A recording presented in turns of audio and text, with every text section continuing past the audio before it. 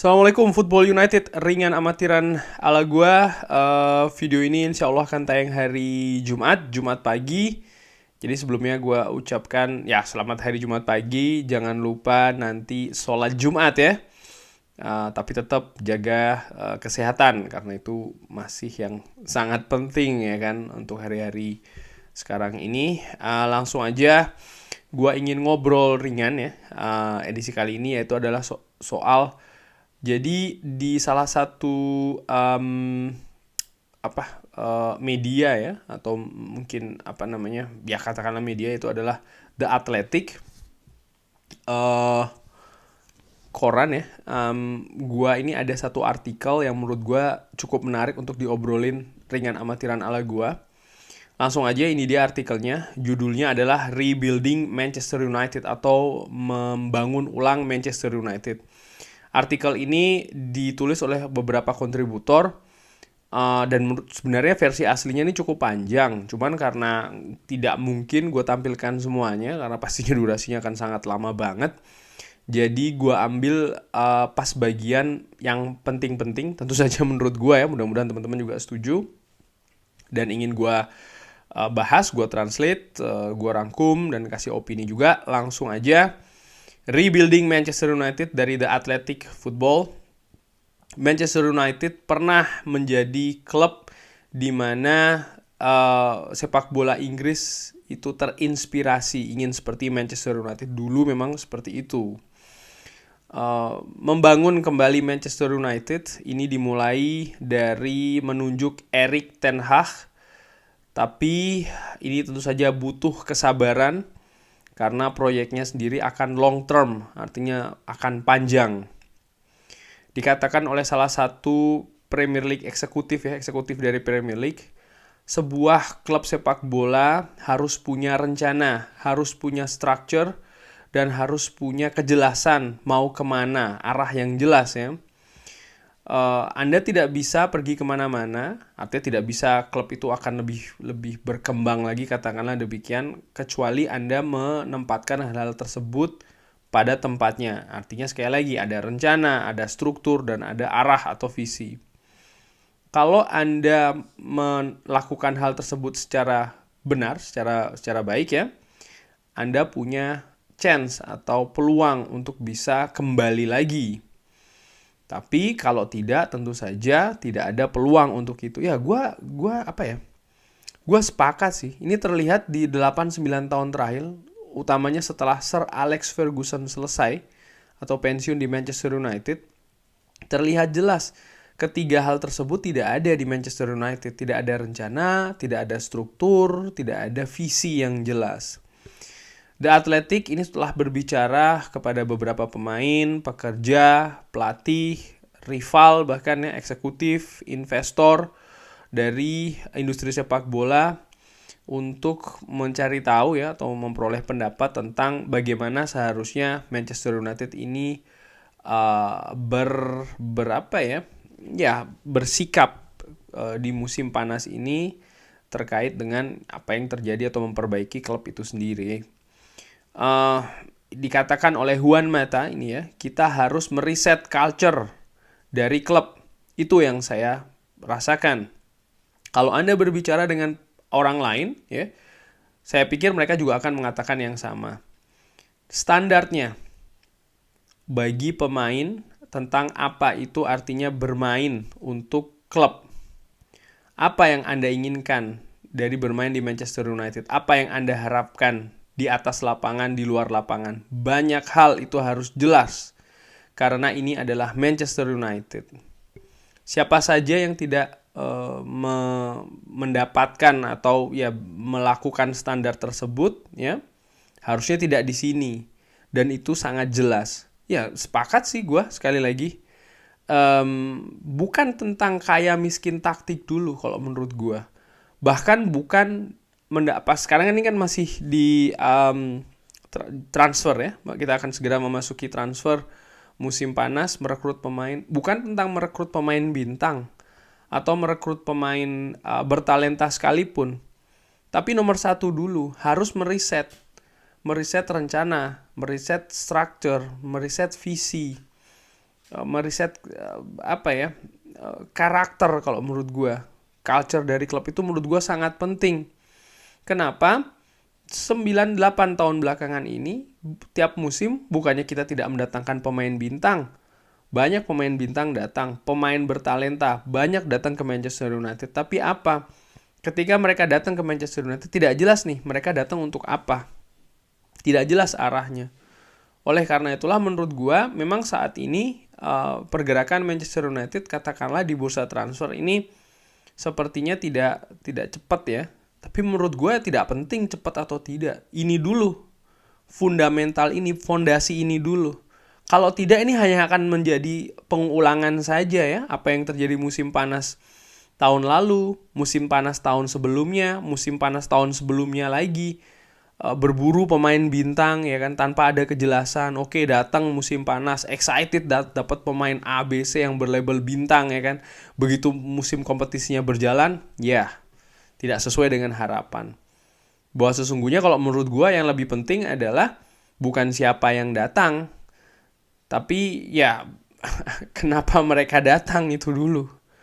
Ya, kenapa mereka datang begitu? Karena yang kita inginkan itu kan bagus di kompetisinya, bukan bagus di proses rekrutmennya. Bahkan kalau menurut gue ini ya, mungkin tidak begitu peduli dengan siapa yang direkrut oleh klub. Mau itu pemain bintang, mau ada nama atau tidak, asalkan bisa cocok dengan culture Manchester United. Sementara culture ini menurut Juan Mata belum jelas di Manchester United, jadi harus diperjelas dulu itunya. Nih kalau gue tanggapin tentang apa yang dikatakan oleh Juan Mata. Oke, lanjut ke bagian lain. Avram Glazer, co-chairman dari Manchester United bersama dengan adiknya Joel, ini memberikan impression kalau mereka akan memberikan dana kepada Erik ten Hag untuk digunakan di musim panas ini. Ini apa yang dikatakan di interview dengan Sky News ya, ketika World Economic Forum di Davos, Swiss bulan lalu. Brian McClair, ini salah satu legenda dari Manchester United, mantan penyerang dari Manchester United ya, yang bermain di bawah Sir Alex Ferguson, pernah menjadi atau ya bekerja juga di Akademi Manchester United. Dia mengatakan ketika saya melihat Liverpool dan juga Manchester City, saya melihat disiplin dan juga fokus. Liverpool punya sejarah yang sangat sukses dan pemain-pemain yang berada di sana itu mengerti tentang hal tersebut. Ya ini yang kita tidak punya. Jujur aja sih. Bukan berarti semua pemain yang ada di Manchester United saat ini tuh tidak mengerti apa itu Manchester United, apa arti bermain di Manchester United. Enggak sih. Tapi menurut gue yang tidak peduli, ya mungkin bahasanya tidak peduli ya tentang hal tersebut tuh banyak juga. Jadi tidak buat mereka mau bermain di Manchester United mau bermain di klub lain sama aja gitu. Yang penting mereka dapat gaji ya kan, dapat popularitas ya kan, dapat kontrak yang panjang yang besar, syukur-syukur. Udah itu saja. Bermain tidak konsisten akibatnya ya kan, hanya di hal-hal tertentu saja dia akan mengeluarkan kemampuan terbaik. Sementara kompetisi kan tidak seperti itu. Melawan tim papan bawah, papan tengah, poin itu tetap penting untuk dikumpulkan. Langsung lanjut lagi ya. Manchester United harus punya seseorang di luar dari para pelatih ya untuk mendisiplinkan klub. Seseorang ini harus membuat para pemain dari tim utama sampai dengan akademi mengerti tentang visi dan juga value atau nilai-nilai ya. Apa itu artinya bermain untuk Manchester United? Ya, bukan hanya di tim utama tapi dari akademi dari bawah. Ini harus ada keselarasan. Gua kalau melihat Ajax contohnya, ini sudah begini ya. Dari tim akademi sampai atas sudah jelas. Barcelona kalau gue ngeliat kurang lebih sama seperti itu. Dulu, nah ini langsung aja ya, disambung juga. Ini pertama kali dilakukan oleh Sir Matt Busby, lalu dibangkitkan kembali oleh Sir Alex Ferguson. Itu dari yang saya lihat. Tapi ini telah hilang. Sering sekali hal yang simple ya, atau hal yang kecil itu bisa membuat perbedaan yang besar. Para pemain harus mengerti apa arti menjadi pemain bagi Manchester United atau di Manchester United. karakter itu sih yang gue ngeliat ya di zamannya Sir Matt Busby, di zamannya Sir Alex paling tidak. Kalau Sir Matt Busby jujur ya gue bukan di zaman gue, tapi di zaman Sir Alex itu yang gue lihat karakter, ya karakter ingin memperoleh kemenangan siapapun yang dihadapin. Karakter sebagai tim besar ya, sehingga kalau di atas lapangan ini ya, ketika mereka tertinggal, mereka punya hasrat, mereka punya motivasi lebih bahkan ya. Karakter para pemenang itu muncul dari para pemain, akibatnya ada karakter kolektif di tim. Karakter apa ya? Karakter kemenangan. Mereka akhirnya sering banget comeback ya kan, di zamannya Sir Alex Ferguson. Pun juga ketika mereka sudah unggul, karakter mempertahankan kemenangan, tujuannya pada saat peluit akhir nanti ditiup mereka bisa mendapat 3 poin itu ada, bukan cuma hampir, mungkin di seluruh pemain. Sehingga ketika mereka unggul 1-0 ya mereka akan mempertahankan betul ya, konsentrasi, fokus, tidak membuat kesalahan sendiri. Ini yang tidak ada di Manchester United saat ini. Paling tidak apa yang terjadi musim lalu. Berapa banyak kita sudah unggul dulu lalu akhirnya 1-1 ya kan, hal-hal demikian. Kehilangan poin di kandang sendiri, hal-hal demikian menurut gue yang sangat jarang, hampir tidak pernah terjadi di zamannya Sir Alex ya. Dan gaya seperti ini harus dimengerti oleh semuanya. Ini ditambahkan oleh Louis Saha, penyerang Manchester United yang dulu diambil dari Fulham. Tentu saja tidak ada waktu di mana Anda ini berpikir Anda harus bermain di kiri atau di kanan. Anda hanya harus bermain untuk tim. Jadi artinya tidak usah terlalu pusing lah ya soal masalah posisi, mau dirubah, mau seperti apa, cocok atau tidak. Enggak, yang penting bermain untuk tim. Karakter kebersamaan. Ini seperti kalau tidak salah yang disinggung oleh Ralf Rangnick dan juga Erik ten Hag ya di wawancara Ralf Rangnick sebelum cabut dan juga Erik ten Hag di awal-awal. Mengerti betul kalau Manchester United ini belum menjadi sebuah tim secara keseluruhan. Masih individu-individu yang belum bersatu. Dan ini salah satu tugas besar dari Erik ten Hag bersama dengan tim kepelatihannya ya, untuk menyatukan individu-individu ini menjadi sebuah kesatuan. Sekali lagi menurut gua bukan taktik strategi dulu ya, bukan dulu soal masalah formasi atau lain-lain. Enggak, ini dulu nih. Menguasai dressing room dulu, menyatukan para individu yang menurut gua selama paling tidak paruh musim terakhir atau bahkan sepanjang musim kemarin ini tidak ada tidak bersatu, mereka bermain sendiri-sendiri. Ada beberapa pemain yang memang ingin memajukan Manchester United, tapi banyak juga yang nggak peduli tentang hal tersebut. Dengan seluruh talenta yang Manchester United punya, kalau mereka tidak bekerja bersama, ini tidak ada artinya. Ini ditambahkan oleh Quinton Fortune. Quinton Fortune ini pemain sayap asal Afrika Selatan yang bermain bersama Manchester United di bawah Sir Alex Ferguson. Bahkan dia menambahkan luar biasa ya. Anda bisa menambahkan Lionel Messi di dalam tim, tapi kalau tidak bisa bekerja secara bersama, kurang lebih demikian ya, percuma saja.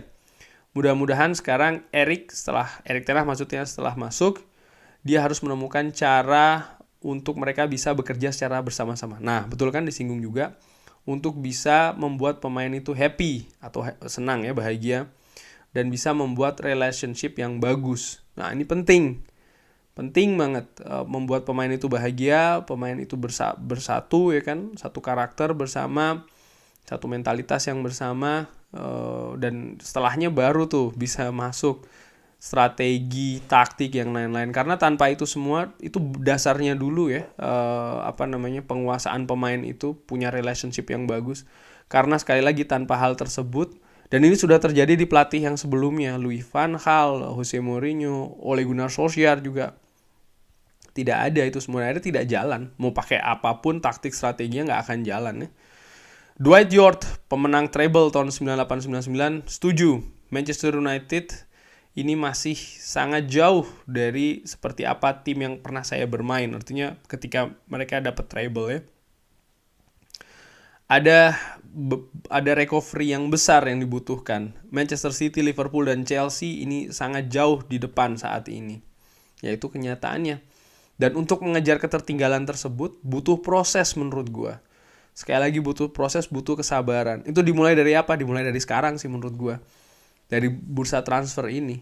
Ya memang harus sabar karena memang ada perubahan. Manchester United 8 tahun yang lalu ya, selama 8 tahun belakangan ini, wah mereka nggak ragu-ragu untuk terjun di perlombaan pemburuan pemain. Sekarang ini berbeda kalau menurut gue, terlihat lebih hati-hati dan menurut gue ini ya mungkin harusnya seperti ini ya. Manchester United itu karena klub dengan ukuran sebesar Manchester United sangat sulit untuk tidak berada di media. Artinya tidak ada rumor, tidak ada gosip ya kan, pemberitaan soal akan mengambil pemain ini, pemain itu, tidak mungkin. Karena ini sudah menjadi komoditi Manchester United dan justru manajemen ini bagaimana bisa menyiasati hal-hal tersebut, bisa melakukan gerakan bawah tanah ya di tengah riuhnya media memberitakan Manchester United hubungannya dengan kegiatan transfer ya, dihubungkan dengan pemain A, B, C. Ini bagaimana caranya? Ini menurut gue salah satu hal yang harus dilakukan juga oleh manajemen atau dipikirkan, dicari solusinya. Itu tentu saja menyakitkan. Ada masalah-masalah di dalam tim. Dan itu sangat jelas terlihat dari bagaimana mereka bermain dan juga hasil-hasil yang mereka dapatkan. Spirit tim ya, itu tidak seperti yang harusnya terjadi. Dan ini harus bisa diperbaiki. Dan itu sudah saya lihat dengan mata saya sendiri. Artinya itu tadi tidak ada spirit secara tim ya, karakter secara tim. Itu tidak ada kesatuan. Dan ini yang harus diperbaiki dulu menurut gua.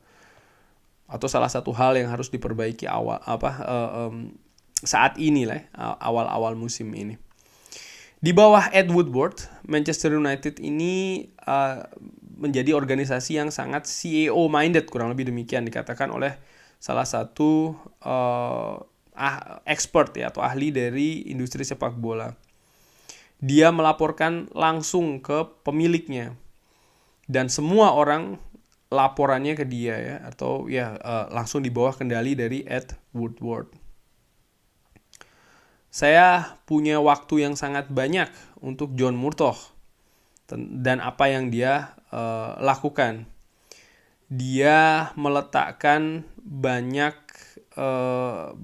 proses di banyak tempat, struktur yang harusnya terjadi. Sepertinya Richard Arnold ini lebih senang untuk mendelegasikan dan juga mendengarkan ya. Dan tapi saya saya masih belum teryakinkan kalau mereka ini melakukan pembangunan yang mereka butuhkan, kurang lebih demikian. Jadi menurut, tidak disebutkan siapa namanya ini ya. Kalau Ed Woodward itu lebih one man show, muanya lewat dia ya. Sekalipun seperti yang dikatakan oleh Louis van Gaal, ya dia ini bukan orang sepak bola, dia ini nggak ngerti sepak bola ya, Ed Woodward ini. Tapi ya dia menjalankan peran sebagai CEO di Manchester United dengan seperti itu, benar-benar hanya tersentral di dia dan dia yang melaporkan ke owner. Sementara John Murtough ini dikabarkan lebih mau mendengar pihak-pihak lain. Sekalipun apa yang dilakukan sekarang ini menurut football expert tadi itu ya masih belum tepat. Ya menurut gue sih wajar. Karena mungkin tujuannya memang ke sana, tapi kan ada step by stepnya, ada tahap demi tahapnya. Apa yang dilakukan Manchester United saat ini menurut gue cukup besar perubahan yang dilakukan. Tapi apakah ini sudah selesai? Masih belum. Masih harus ada beberapa yang diperbaiki. Masih ada trial and error juga ya, mengenai beberapa posisi yang diisi oleh beberapa orang. Apakah ini sudah tepat atau belum? Karena strukturnya pun juga berubah. Dan ini menurut gue ya harus sambil berjalan nanti terus diperbaiki dan bahkan dilengkapi. Nah ini dari The Athletic. Ada bagan ya menurut gue. Bisa dilihat ini hierarki sepak bola dari Manchester United bagannya. Ed Woodward sudah tidak ada, Ole Gunnar Solskjaer sudah tidak ada, Mike Phelan juga sudah tidak ada, Michael Carrick, Nicky Butt sudah tidak ada, Matt Judge sudah tidak ada, banyak hal ya, Marcel Bout, Jim Lawlor sudah tidak ada. Jadi praktis ada berapa tuh? 1, 2, 3, 4, 5, 6, 7, 8 ya. Dari bagan ini tuh sudah tidak ada. Artinya sudah keluar dari Manchester United. Dan ini adalah bagan yang baru. Richard Arnold, di bawahnya ada John Murtough dan juga Erik ten Hag itu ada garis putus-putus, artinya mereka memang akan banyak bekerja secara bersama. John Murtough di bawahnya ada Andy O'Boyle yang baru direkrut dan juga Darren Fletcher. Sementara Erik ten Hag ada Steve McLaren, ada Michel van der Gaag, ada Justin Cochrane, dan mungkin juga ada pihak-pihak lain yang tidak disebutkan di sini. Tampak lebih kalau gue bisa bilang sih lebih ramping dan lebih jelas mana yang di bawah John Murtough dengan tanggung jawab atau tugas tertentu, dan juga di bawah Erik ten Hag yang bawahnya ini tidak langsung dikendalikan atau report ke Erik ten Hag dan juga John Murtough, tapi Erik ten Hag dan John Murtough ini punya garis penghubung, dan ini menurut gue ya sebelumnya sekali lagi semua ini ditangani oleh Ed Woodward dan itu tidak berhasil. Sekarang ada seorang John Murtough, peran dari seorang John Murtough bersama dengan Erik ten Hag menurut gue mudah-mudahan mereka bisa bersinergi ya, karena ini dua orang yang menentukan menurut gue arah dari Manchester United. Terakhir sebelum gue akhiri, ini adalah the biggest net spender from Europe top 5 leagues ya dari tahun 2012-2013. Jadi ini adalah pengeluaran net terbesar dari klub-klub di Eropa. Bisa dilihat Manchester United itu dari tahun 2013 ya, itu nomor 1, paling besar. Tapi apa yang terjadi dari sisi prestasi ya, nggak bener kan? Banyak yang berbicara atau berpendapat apa sih salahnya Glazers ya? Mereka juga menggelontorkan uang ya kan. Memang lihat dari sini memang betul uang yang mereka gelontorkan paling banyak dari tahun 2013, bahkan dibandingkan dengan klub-klub lain di Eropa. Permasalahannya adalah, kalau menurut gue ya dengan amatiran, ada dua hal simple. Nomor 1, dari mana uang mereka itu? Ya, apakah uang yang dikeluarkan itu dengan uang yang sehat katakanlah? Akibatnya apa? Klub ini juga bisa dengan sehat. Selama ini kan hanya dari utang. Oke. Itu mungkin ada kejelasan lagi. Nomor 2 ini yang jelas. Bagaimana mereka mengeluarkan uang ini? Kalau seandainya mereka ini mengeluarkan dengan dengan tepat, ya satu kata itulah, dengan tepat, Manchester United tidak akan berada di posisi seperti ini. Mereka mengeluarkan ini untuk apa? Apakah untuk prestasi klub atau untuk hal yang lain? Investasi klub bisnis dalam bentuk lain ya, bukan dalam bentuk prestasi. Apakah ini? Apakah itu ya kan? Nah, ini juga menjadi tanda tanya bagi gue. Sehingga terlihat dari walaupun angka yang dikeluarkan ini besar, Manchester United tidak berada di mana mereka seharusnya berada dengan pengeluaran sebesar ini. Ini kan cukup luar biasa bahkan. Mudah-mudahan ini tidak ada lagi hal-hal demikian. Ini dimulai dari musim panas ini, artinya dari jeda transfer, Manchester United harus bisa lebih cermat ya dalam mendatangkan pemain, dalam mengatur ya kalau gua ngomong soal masalah income dan outcome, ya mungkin itu kan luas ya, tapi paling tidak dari kegiatan transfer inilah bisa lebih cermat, bisa lebih tepat ya. Syukur-syukur bisa lebih cerdik mengenai melepas pemain, mengambil pemain ya kan. Harga sudah pasti tinggi. Oke, terus bagaimana menyiasatinya untuk mengincar pemain-pemain? Apakah kita akan mendatangkan satu pemain yang harganya sangat melambung banget, atau bahkan 2, atau bahkan kita mencari pemain yang muda dulu yang mungkin harganya masih nggak begitu mahal ya kan. Ada hal yang menarik sih kalau gue ngelihat di Eredivisie ya. Artinya klub di sini kan di Liga Belanda ini tidak semuanya klub itu besar. Tentu saja yang besar Ajax ya kan, yang bisa mengeluarkan biaya transfer cukup besar untuk mendatangkan pemain yang mungkin statusnya juga menengah ke atas. Tapi ada juga tim-tim lain, mungkin seperti Feyenoord atau ya tim-tim lain. Dan khususnya Feyenoord, gue melihat betul bagaimana mereka ini seperti yang dikatakan oleh Ravdani contohnya di Red Bull Group. Mereka membeli pemain, itu pemain yang belum jadi, bahkan mungkin setengah jadi, lalu mereka kembangkan, lalu setelahnya mereka jual. Feyenoord pun juga demikian kalau gue ngelihat. Mereka cermat dalam mendatangkan pemain, scoutingnya betul-betul tepat ya kan. Lalu bagaimana pemain-pemain yang diincar itu bisa diproses juga dengan bagus oleh para manajemen Pemain itu juga tidak hanya yang berbakat saja, tapi disesuaikan juga dengan skema atau sistem dari pelatih yang ingin diterapkan, sehingga mereka bisa berkembang di Feyenoord dengan cukup maksimal. Tujuannya apa? Setelah itu mereka jual, ya kan, kalau memang memungkinkan. Nah, menurut Ralf Rangnick, walaupun dia sudah tidak di klub ya kan, tapi menurut gue ada beberapa poin yang menurut gue bagus. Dia mengutarakan Manchester United bukan klub menjual, tapi membeli. Tapi hal seperti ini bisa diterapkan. Artinya apa ya? Dibesarkan di Manchester United, setelahnya tidak dijual tapi dipakai sendiri begitu. Ya menurut gue ini mungkin bisa dilakukan. Yang paling tidak kalau gue ngeliat selama 8 tahun terakhir tidak ada Manchester United, nyaris tidak ada ya membeli pemain untuk dikembangkan begitu. Mungkin baru musim lalu atau 2 musim lalu katakanlah di bawahnya Ole Gunnar, beli pemain muda kayak Facundo Pellistri, ya kan, Amad Diallo yang mungkin dengan harga yang agak cukup tinggi, tapi memang diharapkan akan lebih berkembang lagi. Cuman sampai saat ini kan masih belum terlihat ini, karena memang butuh waktu, butuh proses, apalagi di klub sebesar Manchester United. Kurang lebih demikian. Jadi kesimpulannya, kalau menurut gua ya rebuilding Manchester United ini sudah dimulai. Hal fundamental yang harus diperbaiki dulu, bukan soal masalah taktik, strategi apa yang akan dimulai, ya kan, akan digunakan, tapi bagaimana meriset Manchester United itu dari hal yang paling fundamental, culture seperti yang dikatakan oleh Juan Mata, menyatukan tim, punya karakter secara kolektif ya, karakter tim besar, pemain tahu apa itu artinya bermain di tim besar sebesar Manchester United, hal-hal demikian.